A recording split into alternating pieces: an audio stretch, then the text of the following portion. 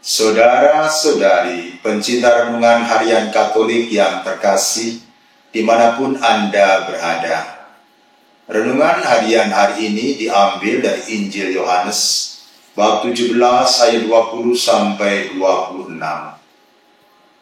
Saudara-saudariku yang dikasihi Tuhan, ada pepatah yang mengatakan, bersatu kita teguh, bercerai kita runtuh. Artinya kalau kita bersatu, pasti kekuatannya akan berlipat ganda. Menghadapi apapun, kalau kita semua bersatu, pasti akan menang. Tidak mudah dikalahkan. Kita tentu masih ingat gerakan People Power di Filipina pada tahun 1986. Ketika rejim Marcos tumbang, di mana-mana rakyat meneriakkan slogan Laban, dalam bahasa Tagalog artinya berjuang. Kematian tokoh oposisi Benigno Aquino menyatukan rakyat untuk melawan Marcos. Tak lama kemudian, pemimpin yang memerintah selama 21 tahun tumbang. Peristiwa yang sama terjadi di Indonesia. Pada bulan Mei 1998, slogan rakyat bersatu tak bisa dikalahkan bergaung dalam gerakan People Power di Indonesia. Rakyat bersatu dalam demo besar-besaran di berbagai kota. Puncaknya pada tanggal 21 Mei 1998, Presiden Soeharto yang sudah 32 tahun berkuasa harus lengser dari tahta. Orde Baru tumbang, diganti Orde Reformasi. Pepatah, bersatu kita teguh, bercerai kita runtuh, mendapat maknanya dalam gerakan People Power untuk memperjuangkan keadilan, kesejahteraan, dan perdamaian. Saudara-saudariku yang terkasih di dalam Kristus. Dalam Injil yang kita dengar tadi, Yesus menyerukan agar para muridnya bersatu. Ut omnes unum sum, supaya mereka semua menjadi satu. Yesus berdoa, Bapa, bukan untuk mereka ini saja aku berdoa, tetapi juga untuk orang yang percaya kepadaku oleh pemberitaan mereka, supaya mereka semua menjadi satu, sama seperti Engkau ya Bapa di dalam aku, dan aku di dalam Engkau.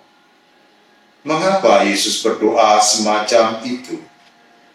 Di sini Yesus berdoa untuk kesatuannya dengan Bapa. Ia juga berdoa bagi kesatuan para muridnya dan orang-orang yang percaya oleh pemberitaan para muridnya. Yesus berharap agar semua yang percaya kepadanya hidup bersatu dalam kasih, sebagaimana Yesus bersatu dengan Bapa dalam relasi kasih. Mengapa kita perlu hidup dalam persatuan kasih? Tidak lain supaya kita mampu mewujudkan tujuan bersama dan mampu mengalahkan kekuatan yang ingin menghancurkan keluarga, komunitas, paguyuban maupun bangsa kita. Dengan hidup di dalam persatuan kasih, orang akan mengenal kita sebagai murid Yesus.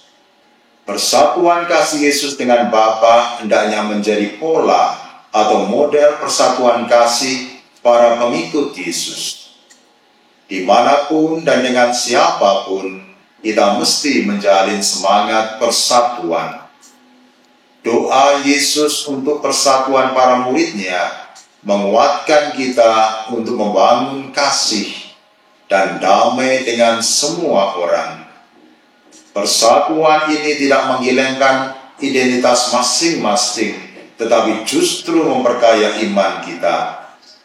Mari para saudara, dalam novena Pentakosta ini kita berdoa agar Tuhan sudi mengutus Roh Kudus-Nya atas kita, agar kita, keluarga kita, umat paroki, dan masyarakat Indonesia selalu hidup di dalam persatuan kasih, sehingga kita semua dapat mewujudkan cita-cita kita bersama dan mengalami kebahagiaan dan kesejahteraan dalam hidup kita.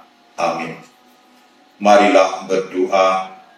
Allah Bapa yang Maha Pengasih, Putra-Mu Tuhan kami Yesus Kristus menghendaki agar kami para murid-Nya bersatu, sama seperti Engkau dalam Putra-Mu dan Putra-Mu dalam Engkau.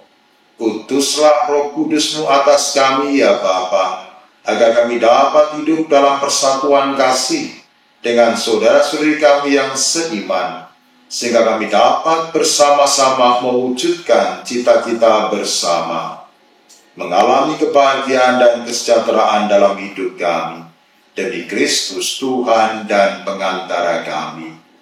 Amin. Selamat beraktivitas. Tuhan memberkati Anda, Bapa, Putra, dan Roh Kudus. Amin.